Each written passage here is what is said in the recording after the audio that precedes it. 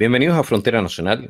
Hoy tengo el placer y el honor de presentarles al un director ejecutivo de Acción Republicana, Antonio Barchiesi, que nos va a acompañar en esta edición y nos va a contar un poco sobre el devenir de dicha organización, que para muchos de nosotros es una plataforma que nos llena de esperanza. Jorge. Gracias, Johannes. Bienvenido, Antonio. 27 años de vía alemana. Tengo entendido que estudiaste en el Liceo Politécnico y eres abogado de la Pontificia Universidad Católica de Chile. Así es. ¿Qué tal, Jorge? Gracias por la invitación. Gracias a ti por estar y por hacerte el tiempo. En un programa de radio de Tele 13, dijiste que Daniela Vega es su nombre. También tengo entendido que tú eres de la UDI, partido que era dirigido por Hernán Larraín, y que hoy apoya el proyecto de identidad de género. Ante estos cambios ideológicos radicales de personas de la Unión Demócrata Independiente, la gente podría creer 100% que existe un compromiso de este movimiento que tú lideras, o como director ejecutivo, en mantener en el hecho, en la acción, el estar contra la ideología de género, o en algún momento esto se puede popularizar y cambiar o suavizar esta idea respecto a ese tema. Mira, yo creo que para Jaime Guzmán sería muy doloroso ver algunas posturas que defienden algunos militantes de la UDI. Sin embargo, también creo que hay una gran mayoría de militantes que siguen sosteniendo lo que siempre hemos defendido. Muchas veces esas personas quizás no están en posiciones de poder o a veces sus opiniones se ven un poco silenciadas por opiniones de gente con cargos más pomposos, pero sin duda que en Chile existe una mayoría social que sigue defendiendo el sentido común.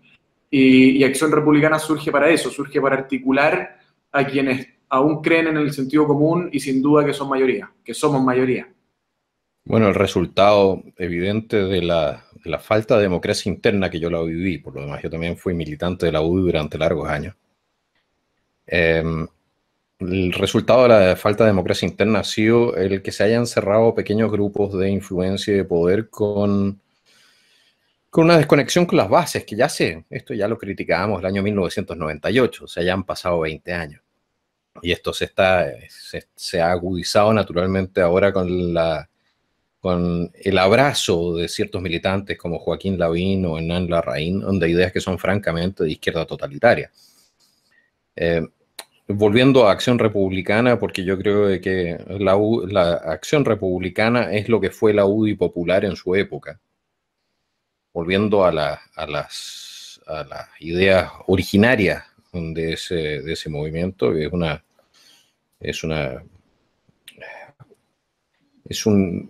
ver, ¿cómo lo puedo describir?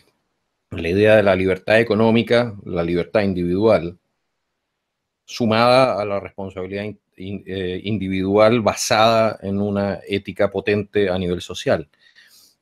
Y yo me pregunto cuánta gente de la UDI se está pasando o está diciendo, ¿sabes qué más? Nosotros estamos trabajando ahora por Acción Republicana. Mira, lo que ocurre es que Acción Republicana busca más ser un movimiento social más que un partido político. Nosotros estamos tratando de romper un esquema típico. Hablar de movimiento social en Chile es hablar de fin al lucro, es hablar de estatizar el litio o lo que sea. Son las consignas típicas de la izquierda.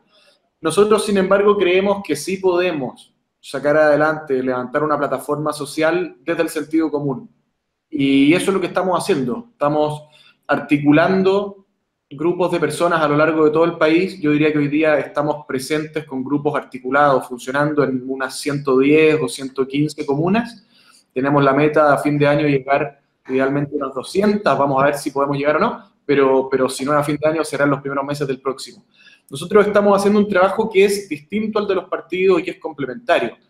Y creemos que tanto en la UDI como en RN hay muchas personas que siguen defendiendo aquello en lo que nosotros creemos. Hay parlamentarios de la UDI y de RN que a mí me representan enormemente. Hay incluso parlamentarios, incluso por ahí algunos de la democracia cristiana, que en muchos temas relevantes defienden lo que defendía la democracia cristiana a inicios de los 90, que es lo que defendía sin excepciones la UDI hasta hace pocos años. Pero la consecuencia inmediata es la siguiente. O sea, el verdadero... veamos cuáles han sido las consecuencias a largo plazo de los movimientos sociales en Chile. Los movimientos sociales de la izquierda, por lo menos, la consecuencia fue la constitución del Frente Amplio, que es un partido político con vocación de poder y vocación de transformación social y del Estado. ¿Es ese también el camino que puede llegar a seguir Acción Republicana? Mira, sin duda, si nosotros nos planteáramos el desafío de constituir un partido, creo que lo podríamos conseguir sin mayor dificultad. Si pudimos hace un año atrás juntar 45.000 firmas con un José Antonio Kast que aún no tenía digamos, el despliegue comunicacional que tuvo más adelante y con un nivel de conocimiento mucho más bajo y antes de transformarse en lo que comunicacionalmente en lo que fue durante la campaña, sin duda que hoy día no se nos haría tan complejo constituir un partido. Pero eso también supondría construir un muro donde hemos tratado de construir puentes. Hay grandes sectores de Renovación Nacional y de la UDI, incluso de Bópoli y de la Democracia Cristiana, minoritarios sin duda en esos dos casos, con los que estamos actualmente trabajando y con los que tenemos una muy buena relación. Estamos ayudando a muchos parlamentarios con sus intervenciones en sala. Hay parlamentarios que han leído intervenciones redactadas por Acción Republicana. Hay parlamentarios que han presentado proyectos de ley o indicaciones redactadas por Acción Republicana o con la colaboración de Acción Republicana. Hay muchos parlamentarios que están recibiendo nuestras minutas semanales y con ellos estamos haciendo un muy buen trabajo y ellos tienen que tomar el liderazgo dentro de sus propios partidos. Yo creo que mucho más atractivo que constituir un partido es que la gente más valiosa de Renovación Nacional y de la UDI tome las riendas de esos partidos. Exacto, eso estaba viendo porque la B, por ejemplo, estuvo con ustedes cuando se hizo esta inauguración del movimiento, también estuvo Pepa Hoffman, y hay personas de su misma línea, que como el diputado Urrutia. Tengo una duda, Marchesi. ¿Cuál es la posición de Acción Republicana, por ejemplo, ante los dichos de Ignacio Urrutia cuando dijo que las víctimas del gobierno militar eran terroristas? Porque igual, por ejemplo, tenemos gente de Bópoli que se fue en contra de él, también emitió una declaración que condenaba los dichos de él, inclusive personas de la UDI y RN como Jimena Osandón o Jaime Bellolio también condenaron los dichos. Sí, mira, yo creo que hay que hacer una distinción. Sin duda que durante el gobierno militar y antes del gobierno militar y después del gobierno militar hubo terrorismo en Chile. Creo que quizás el ejemplo clarísimo es que el año 91 a Jaime Guzmán lo asesinó un comando terrorista del Frente Manuel Rodríguez. Durante el gobierno militar hubo una infinidad de ataques terroristas a personas, a bienes de la más diversa clase, a transporte público, a antenas de telecomunicaciones, a líneas férreas, etc. No hay ninguna duda tampoco de que hubo terrorismo previo al gobierno militar, que hubo internación de armas, que hubo colaboración cubana. De eso no hay ninguna duda. Y no hay ninguna duda de que lo que dijo el diputado Urrutia, al menos en parte es estrictamente cierto. Quizás el problema fue de generalización, porque probablemente hay algunas personas que fueron vulnerados sus derechos durante el gobierno militar y que no habían participado de actividades terroristas, sin duda. Pero el problema es de generalización, no de que sea... Creo yo que recibió muchas críticas injustas el diputado Urrutia. Creo que no hay ninguna duda de que es cierto lo que dijo, pero quizás se equivocó en generalizar, en hablar en plural sin distinciones. Una pregunta hacia el tema. ¿Tú crees realmente que dentro de lo que son los partidos de derecha que se han desmarcado de derecha, centro-derecha, Renovación Nacional y la UDI, que son los partidos tradicionales después del retorno a la democracia que siempre llevaron la batuta en el sector, ¿tú crees que existe una capacidad de volver a las propias raíces? Yo lo he visto un poco en Renovación Nacional, también en la UDI en parte, pero hay elementos dentro de esos partidos que muchas veces aparecen disonantes. Mira, yo creo que fuera de Chile hay casos notables. El Partido Republicano en Estados Unidos hace algún tiempo era mucho menos pro vida de lo que es hoy. ¿Cierto? ¿Estás de acuerdo, no? Sí. A veces mis criterios no son, puedo estar equivocado en mis juicios respecto a algunos asuntos extranjeros, pero la percepción que tengo es que hoy el Partido Republicano es más pro vida que hace 20 años atrás. Yo creo que en Chile es perfectamente factible. Lo que pasa es que tenemos minorías progresistas dentro de Renovación Nacional, dentro de la UDI, y que son los que terminan acaparando la prensa. Pero yo te puedo garantizar que dentro de RN, dentro de la UDI, de las bancadas, ni siquiera estoy hablando de las bases, que sin duda, pero dentro de las bancadas de la UDI y RN, somos mayoría. El problema es que nunca hemos hecho un trabajo político serio de articulación, de presencia en medios, de generación de contenido.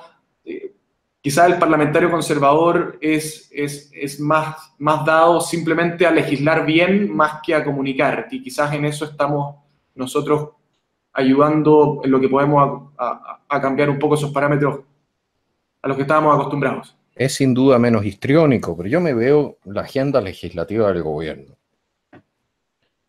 y quedo impactado. Y quedo impactado por una razón bastante sencilla, porque tengo la impresión de que es la agenda legislativa de Michelle Bachelet. Vi la ley de extranjería, la nueva ley de extranjería, el proyecto de ley de extranjería que están introduciendo. Y sí, ordena la casa en el sentido de ordenarla administrativamente, pero no lo hacen en el sentido de reducir el flujo masivo de personas a Chile. Entonces, cuando yo veo por una parte de que extranjería o incluso el Ministerio de Relaciones Exteriores cuentan con una inmigración de venezolanos a Chile de 500.000 para el año o para el próximo año, y al mismo tiempo Economía me dice de que esperan crear 250.000 empleos, y veo de que no tenemos una oposición, o sea, de que siendo de derecha, teniendo la responsabilidad respecto a nuestros propios ciudadanos, pero siendo parte del gobierno nominalmente, no ideológicamente, porque ideológicamente hay muchos puntos donde está en conflicto la derecha, que podría llamarse más dura con lo que está planteando el gobierno, que ahí falta entonces la dinámica de escandalizar algo, de problemas, para lograr soluciones o incluso acuerdos un poco más tirados hacia nuestro sector. Si las transacciones que estamos haciendo en general salimos perdiendo, no vamos ganando mucho. Tengo la impresión.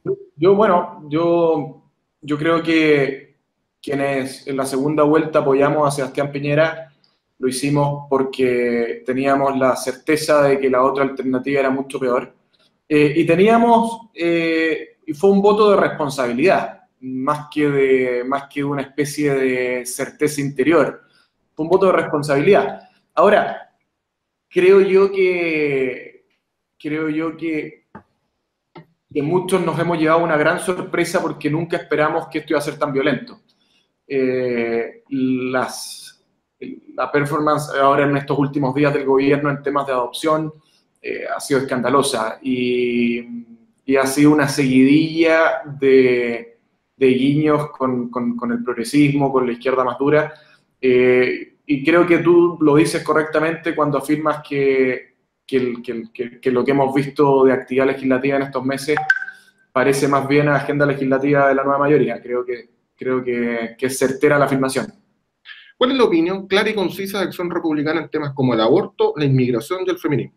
Respecto del aborto, creo que siempre hemos sido tremendamente claros y creemos que nadie tiene derecho a quitarle la vida a un inocente, como es el caso del aborto. Y creemos que además el lobby pro aborto ha llevado adelante su agenda en base a sucesivas afirmaciones erróneas o derechamente ocupando la mentira como herramienta política. Creo que creo que este tipo de discusiones exige un rigor intelectual enorme.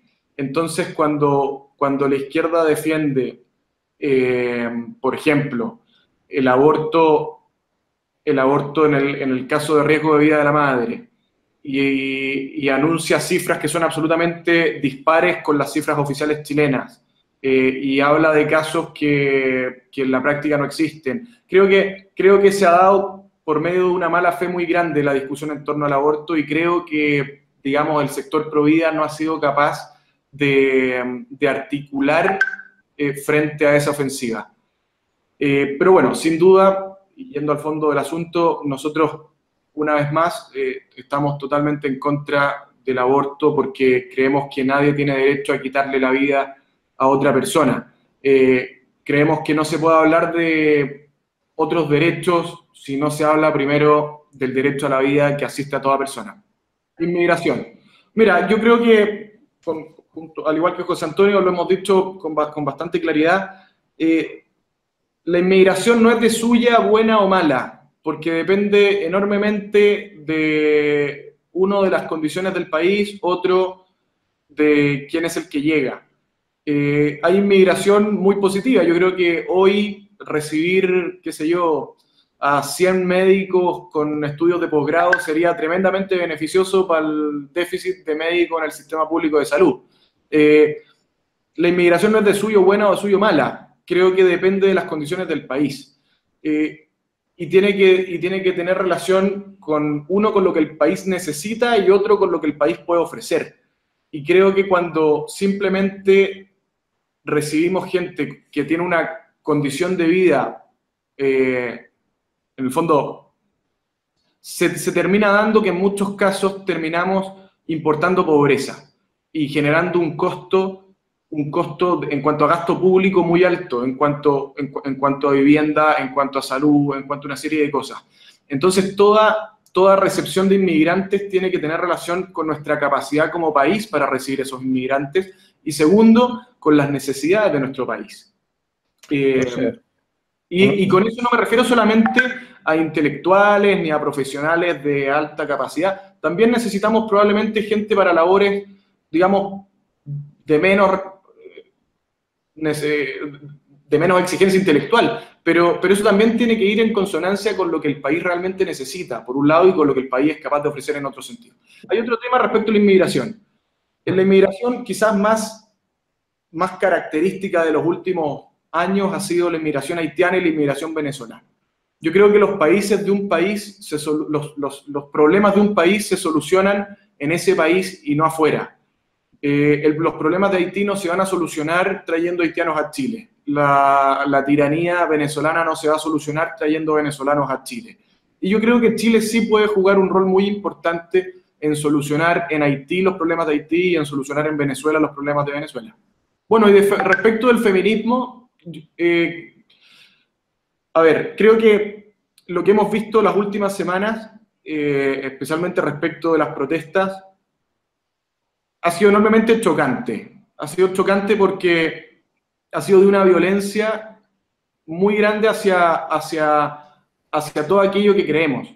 Violencia hacia la imagen de Juan Pablo II, violencia hacia Andrés Bello, violencia que quizás son dos grandes ejemplos de lo que es nuestro país. Ninguno de los dos es chileno, pero entre el aporte de Andrés Bello y el aporte de la Iglesia Católica creo que está una parte importante de lo que somos.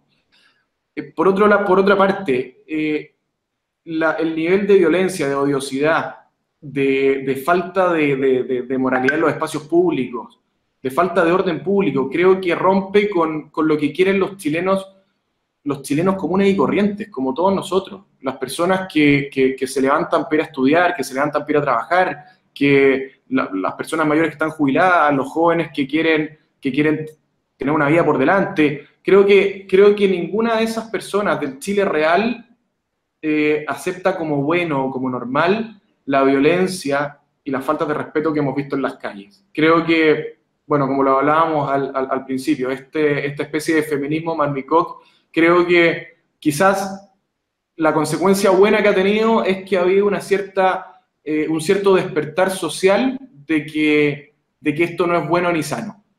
Y desde Acción Republicana creemos lo mismo, creemos que el feminismo, esta versión del feminismo no es más que una nueva lucha de clases que bajo una pantalla de valorizar a la mujer simplemente crea una nueva ruptura social, esta vez entre mujeres y hombres, o entre mujeres, digamos, sublevadas y las estructuras sociales que socialmente aceptamos como buenas. Y todo ello organizado por el Frente Amplio, financiado por, bueno, sin duda, por organizaciones no gubernamentales financiadas desde el extranjero por ciertos magnates. Pero yo quiero volver al tema de la migración porque todo esto va de la mano. Existe un proceso que uno puede analizar y donde efectivamente hay hay una política detrás para la deconstrucción nacional. Y es algo que uno ve en Europa, en los papeles de la Unión Europea, lo ve en el proyecto de las Naciones Unidas sobre lo que se llama reemplazo poblacional, en las naciones que supuestamente tienen tasas de natalidad muy bajas, traer gente de afuera. Cuando uno tiene cifras de inmigración muy altas, lo que pasa es que cambia el carácter del país. Yo estoy viviendo en Europa, yo lo veo día a día. Alemania en ciertos sectores se parece a Arabia o a Turquía. Y países exitosos no mejoran trayendo gente de países poco exitosos. ¿Por qué? Porque lo que hace un país es la gente que vive en el mismo. Ahora, volviendo al punto, es el siguiente. Yo no soy partidario de la inmigración de personas no calificadas, de ninguna manera, ni uno. Por una razón muy sencilla, no sé si me podrá seguir en el argumento. La escasez de mano de obra no calificada significa un aumento de los precios o una inversión en bienes de capital por parte de las empresas, lo cual mejora la competitividad del país. El simplemente importar gente del extranjero para mantener los costos laborales bajos va a costa de chilenos. Sí, claro. Que son aquellos que están ganando, donde tú transformas el sueldo mínimo en el sueldo máximo, porque tienes una sobreoferta de mano de obra.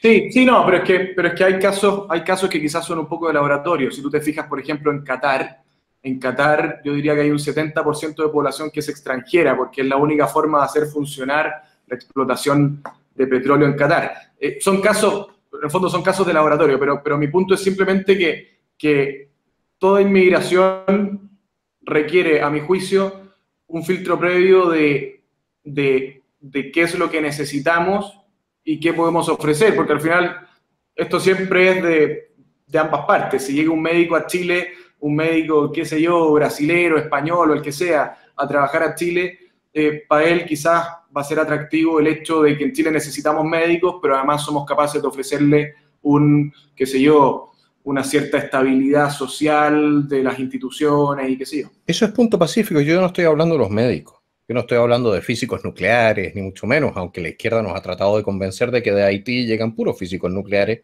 y científicos capaces de construir cohetes que van a la luna. Mi tema es el siguiente, que nosotros tenemos en este momento en Chile una mano de obra especialmente no calificada.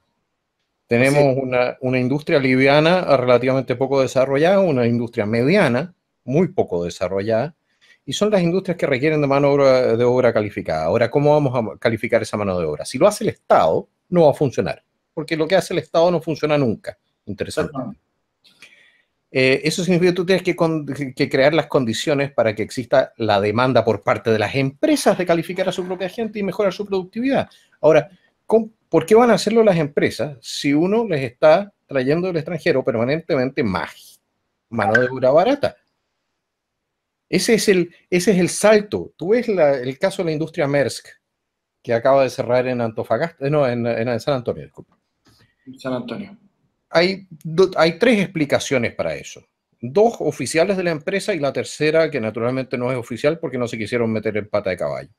La primera es que los insumos en Chile son demasiado caros porque no existen productores de los insumos que ellos necesitaban para producir en Chile, lo cual lo hacía poco competitivo. significa que falta toda la red o la cadena de producción que habría necesitado Maersk para seguir produciendo. Ahora yo me pregunto por qué no teníamos nosotros la capacidad o los negocios o las empresas produciendo esos insumos. La segunda razón fueron temas de competitividad muy relajados. Y la tercera, la que no se dijo, fue naturalmente la acción de la CUT y del Partido Comunista, que los tuvieron con huelga de manera permanente. Ahora, uno suma estos tres factores y a eso le suma una inmigración descontrolada, porque nosotros tenemos una inmigración descontrolada. Dame una cuota, dígame una cuota, díganme, ok, ¿cuántas personas vamos a dejar entrar al año? ¿20.000? Era lo que pasaba en este país hasta hace no tanto tiempo, respecto a algunos países. Yo recuerdo el caso de, creo que fueron dominicanos, hace unos 10 años atrás, dominicanos o Puerto Rico, no recuerdo, algún país del Caribe dominicanos eran. Que se fijó una cuota, y eso funcionaba así siempre hasta hace unos pocos años atrás. Claro, pero cuando tú ingresas en el curso de 5 años, que es lo que tuvimos, más inmigrantes a Chile que lo que entró en los 500 años anteriores. El choque cultural es brutal. Yo acabo de ver un documento de la Biblioteca del Congreso, de la comisión, que se reunió, que fue formada de distintos estamentos y organizaciones no gubernamentales, que entraron a hacer un documento respecto a la inmigración para la ley de migraciones. Entre otros el Servicio Jesuita de Migrantes, etcétera, que se están atornillando bastante al revés. No vi ningún argumento, ni uno solo, o no se invitó a ninguna persona que dijese nosotros tenemos un problema crítico en estos puntos. Toda la parafernalia argumentativa iba en el sentido de que los chilenos son racistas y por eso no quieren que llegue gente de afuera. Yo personalmente conozco a los chilenos, sí, nosotros somos buenos para la talla, pero racistas, en el sentido del racismo del apartheid o del racismo de lo que hubo en los Estados Unidos, la segregación, o del racismo de los nazis, definitivamente los chilenos no son. No, claro, no hay duda. Tenemos un problema evidente y oficial, o sea, oficial porque están las cifras, con masas de personas que han entrado, un porcentaje importante de ellos delinquiendo, importando delitos que no conocíamos en Chile, una masa importante en la ilegalidad y por lo tanto trabajando fuera de lo que son las leyes del trabajo. Y todo eso, tengo la impresión, y todo eso a vista y paciencia de un gobierno que se negó a cumplir o a hacer cumplir la ley de extranjería, que está vigente. Si no hay una nueva ley de extranjería, este gobierno tampoco está haciendo cumplir la ley de extranjería. Entonces, a mí me impacta la destrucción de la República, que significa el imperio de la ley, el imperio de la Constitución, por parte de políticos que dicen yo voy a aplicar las leyes que me gustan y las que no, no. En primer lugar, y en segundo lugar, me preocupa de que la derecha, que es aquella que debería estar en este momento criticando todo esto, esté en el gobierno, porque es como estar con un bozal, porque eres parte del mismo gobierno que deberías estar criticando.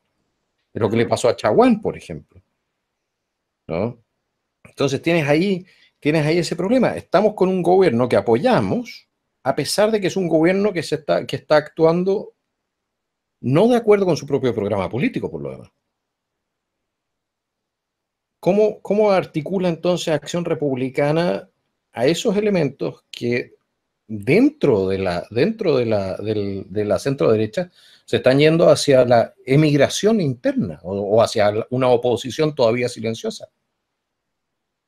Bueno, yo creo que los pasos equivocados que este gobierno ha generado, y quizás nosotros hemos sido un poco más espectadores que protagonistas, pero me ha tocado verlo.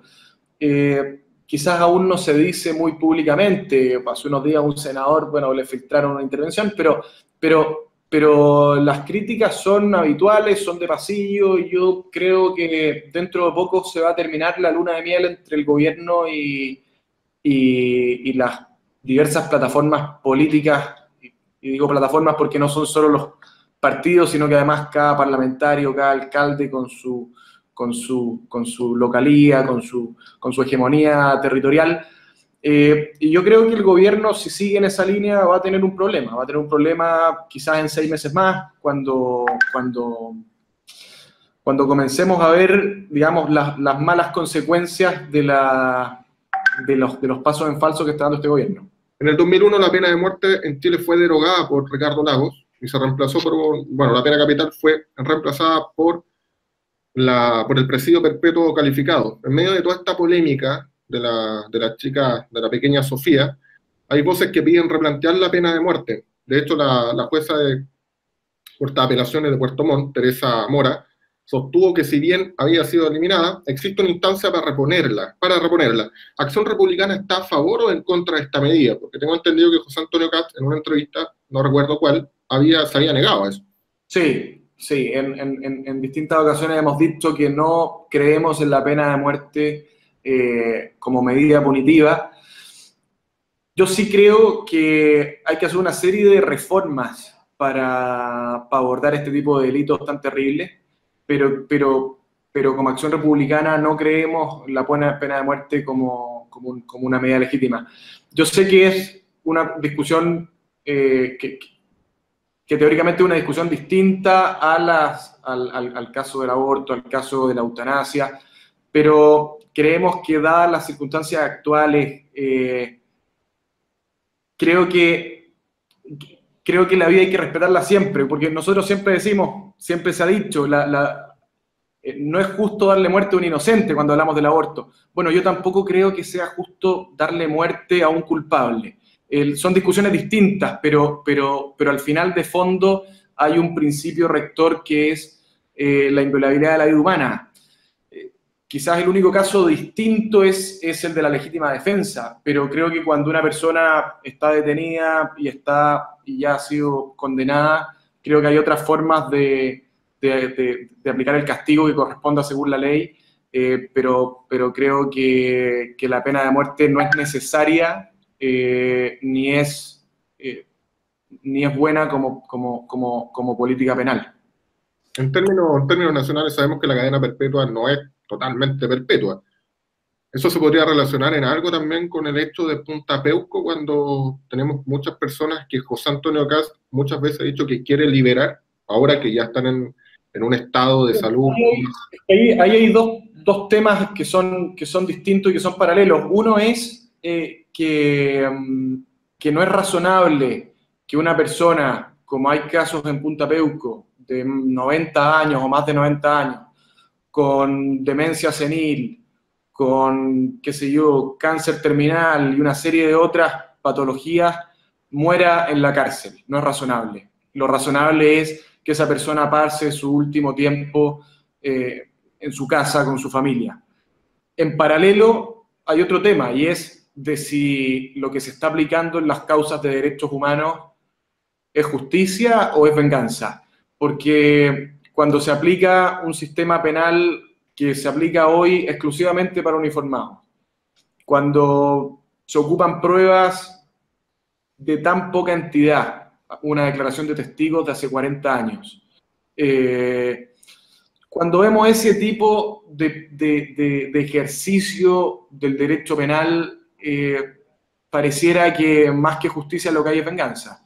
Y hay casos brutales de personas que han sido condenadas sin ninguna prueba, digamos, definitiva, fehaciente, con un par de declaraciones de testigos, Entonces, prácticamente hemos visto que casi que se condena por planilla. Tal persona estuvo en tal regimiento, tal día, listo. Entonces, eso tampoco es justicia. Yo creo que si se aplicara el sistema penal actual, el sistema procesal penal actual, sin duda muchos de los condenados en Punta Peuco no habrían sido condenados. Porque yo creo que la exigencia para condenar a alguien tiene que ser más alta, y no es lo que hemos visto en los casos de derechos humanos. Bueno, ¿para qué hablar de la perversión del sistema legal por parte de tribunales? Politizados, porque la ley de amnistía no ha sido derogada, la prescripción no está derogada, la suscripción de tratados internacionales que no aceptan la prescripción fue posterior a la comisión de los hechos. O sea, nuestros tribunales se han pasado por el aro completamente nuestra legislación, los principios legales sobre los cuales está basado nuestro ordenamiento jurídico. Pero eso es política y la política lamentablemente penetra en Chile en todos estos sectores. No existe una separación real entre los poderes del Estado, lo cual también es un problema republicano. Sin duda. Y yo volviendo a un punto que me parece interesante por el desarrollo político de futuro. ¿Qué va a hacer el gobierno? ¿Con quién va a gobernar el gobierno desde el punto de vista parlamentario? ¿Y cuáles son las consecuencias para la legislación? Porque hay muchos proyectos en pipeline, o sea, en línea de la izquierda. Si un sector importante de la derecha le cancela la lealtad política, eso significa, si muchos parlamentarios dicen, ¿sabes qué más, señores? Como lo hizo ya este Pastor, creo que es parlamentario de RN, que dijo, si me tengo que ir a la oposición, me voy a la oposición. ¿Qué va a hacer el gobierno si en vez de tener 47% de los diputados a su favor, se queda con los de Evópoli y 5 gatos más de Renovación y la UDI? ¿Gobernar con el Frente Amplio? Lo que puede pasar, y yo creo que el gobierno tiene que tomarlo bien en serio, porque al final el gobierno lo primero que tiene que hacer es tener ordenada su casa, y luego puede sentarse a ver qué votos le faltan para tal o cual proyecto. El problema es que si se continúa con esta agenda de darle en el gusto de prácticamente continuar la agenda progresista del gobierno anterior, bueno, efectivamente puede haber parlamentarios que se terminen cansando y que la cuenta se la pasen al gobierno no con la ley de adopción ni con, qué sé yo, sino con otro tipo de proyectos de ley en los que el gobierno tenga un interés especial. Eso podría darse y creo que en Sexpress deberían ser especialmente cuidadosos, porque al final los parlamentarios son dueños de su cupo, ellos se ganaron sus votos y ellos entienden que tienen, antes que responderle a Blumel, tienen que responderle a sus electores.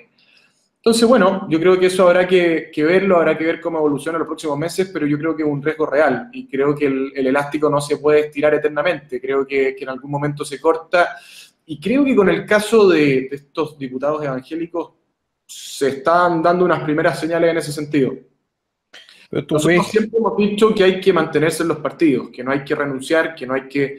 Pero una cosa es mantenerse en los partidos y otra cosa es, digamos, mantener la disciplina legislativa respecto de Sexpress. Y eso se podría terminar dando si el gobierno no enmienda el rumbo. ¿Pero tú ves que existe en Piñera la voluntad de controlar a sus revolucionarios progres en el gabinete y en Evópoli? Mira, es difícil dar una respuesta a eso. Yo veo sí en Evópoli que no todo es progresismo. Yo veo que por un lado está Felipe Kast con su gente, pero que por otro lado Evópoli en regiones hay mucha persona razonable, mucha persona, incluso yo estuve en la Araucanía hace algunos días y hay personas sin cargo, militantes de base de RN, que no tienen nada que ver con ideología de género, no tienen nada que ver. O sea, al final Evópoli, el proyecto original de Evópoli, tenía mucho más que ver con la gran sociedad de Norman, más que con otra cosa. Más con pasar de la dicotomía, digamos, individuo-estado a una sociedad civil empoderada. Y yo creo que era un proyecto muy atractivo, pero un proyecto que terminó asumiendo en el camino banderas del progresismo. Otra pregunta para el futuro cercano. Quizás un poco lo que pasó con Ciudadanos en España, que inicialmente no era un proyecto como lo que vemos hoy. Como dato, no sé qué opinión tenés tú, pero creo que pasó un poco algo parecido. Ciudadanos inicialmente era un tema más bien de reivindicación de la unidad nacional, puntualmente con el tema catalán, pero terminó derivando en una agenda progresista intensa. ¿Cuál es la posición que tiene Acción Republicana en temas como el gobierno militar y capitán general Augusto Pinochet? Mira, yo creo que hay que saber distinguir las cosas buenas y las cosas malas. Todo gobierno tiene cosas buenas y cosas malas, y cuando termine este gobierno de Sebastián Piñera también vamos a poder separar las cosas buenas de las cosas malas. Creo que el gobierno militar tuvo grandes aciertos. Creo que reconstruir un país después de lo que fue, no solo después de lo que fue el gobierno de Allende, que fue brutal, pero además después de prácticamente una historia nacional completa de un país anestesiado, de un crecimiento estancado, prácticamente sostenido en el largo plazo, haber conseguido el repunte que ocurrió durante el gobierno militar, con toda la transformación institucional, yo creo que eso no solo es meritorio, creo que marca un antes y un después en la historia de nuestro país. Pero tampoco podemos desconocer que hubo cuestiones que estuvieron mal. Las violaciones a los derechos humanos no son razonables, no son justificables, y por eso digo que hay que saber distinguir las cosas buenas de las cosas malas. Yo creo, porque al final, ¿qué es lo que pasa? Es distinto que alguien muera en un enfrentamiento a que alguien muera detenido. Y eso no podemos negarlo, y eso hay que ser muy claro siempre. Pero eso no quita que se hicieron una enorme cantidad de cosas buenas que significaron que hoy Chile sea el país que es, y que nos hayamos pegado ese salto que nos pegamos hace algunas décadas. Bueno, la clase política nunca asumió su responsabilidad por que los militares hicieron aquello, para lo cual los entrenaron en la guerra antisubversiva en la Escuela de las Américas de los años 50, apoyado por todos los partidos políticos que estaban en su momento en el Congreso y los ministros de defensa. O sea, ellos sabían cuál era el tipo de enseñanza que le estaban dando los oficiales. Lo que hicieron los oficiales fue aquello para lo cual los preparó el Estado de Chile en democracia. Eso es, solamente quería hacer el comentario marginal. Pero para entrar al tema de continuar en el tema de los derechos humanos, porque a mí este es un tema que no me suelta, y es el tema de los niños del Sename. ¿En qué está la investigación? No sé si tú sabes algo de eso. ¿En qué está la investigación? ¿Quiénes son los responsables? Porque hay una cosa, el conflicto entre la Unión Soviética y los Estados Unidos, en Chile, habiendo 10.000 guerrilleros armados, según Eduardo Frei, murieron en total 3.000 personas en 17 años, y en el Sename se nos murieron 1.300 niños. Alguien los tiene que haber matado. Y a mí no me suelta eso. No me suelta el que no exista realmente un catastro de los responsables, cómo fue, quiénes están presos, quiénes están procesados, cuáles son las responsabilidades. Las responsabilidades políticas las podemos definir más o menos, pero ¿qué es lo que había detrás de todo esto? ¿Por qué no es una cuestión sistemática? 1.300 niños no se mueren así nomás. Sí, es una locura. Bueno, yo lo que vemos es que no hay grandes consecuencias.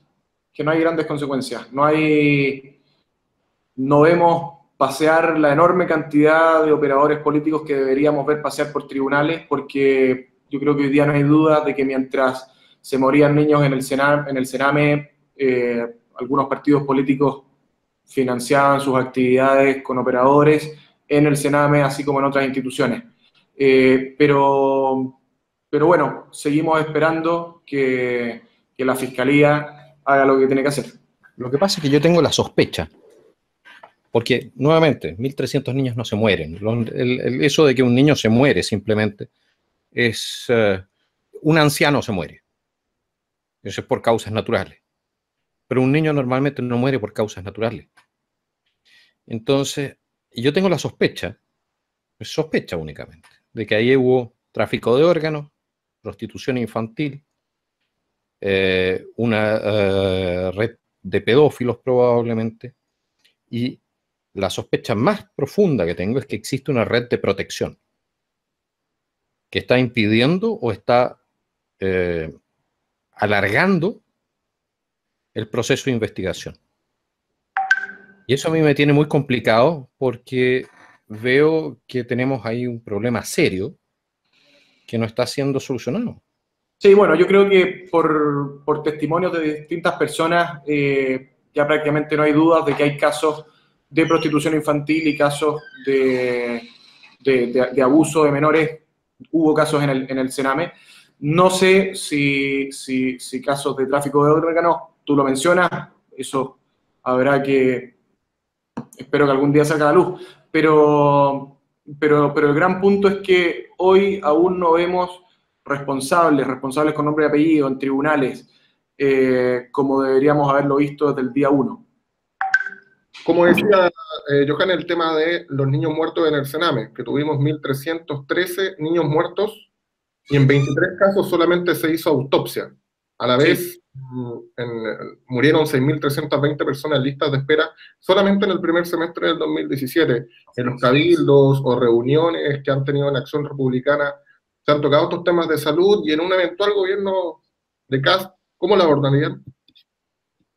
Bueno, creo que a ver, son dos casos en paralelo respecto de las muertes en listas de espera, que son personas que sufren la tortura que significa en este país, en muchos casos, asistir al sistema público de salud. Creo que lo que falta es terminar con la ideología que impide la colaboración del mundo público y del mundo privado para abordar los requerimientos de salud de nuestra población. Creo que se probó en años anteriores, se probó y sin duda dio resultado de que es factible terminar, o al menos en gran medida, terminar con las listas de espera, derivando al sistema privado de salud a quienes el Estado no es capaz de atender.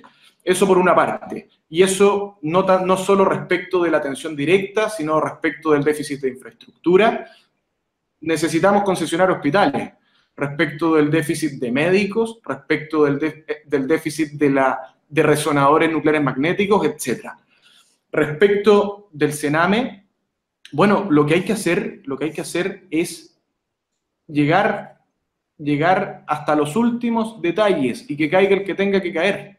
Pero lamentablemente eso aún no lo vemos. Yo no sé en qué está la fiscalía. ¿Sí? Es insólito que mientras seguimos conociendo testimonios de personas que sufrieron la vida dentro del Sename, seguimos sin ver a las personas que deberían estar en tribunales, sentadas en tribunales. Quizás necesitemos una comisión internacional para aclarar todo el tema. Antonio, yo quiero agradecerte profundamente el habernos dado algo de tu valioso tiempo. Te pido que te despidas de nuestra audiencia porque estamos llegando al final de nuestro programa.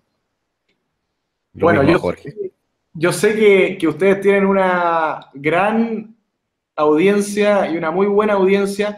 Permíteme enviarle un saludo a todas esas personas a nombre personal, pero además de todo el equipo de esta oficina. Espero que en otra oportunidad podamos volver a tener un espacio para conversar de los temas que vayan surgiendo en la contingencia nacional. Te doy las gracias por esta invitación a ambos y espero que se repita. Jorge. Muchas gracias, Antonio, que estés muy bien y nos estamos viendo en una próxima oportunidad. Bueno, un gusto. Hasta luego. Antonio, ha sido un honor y a todos nuestros videovidentes les deseo una semana plena de éxitos y acompáñenos próxima semana con una nueva entrevista. Hasta luego.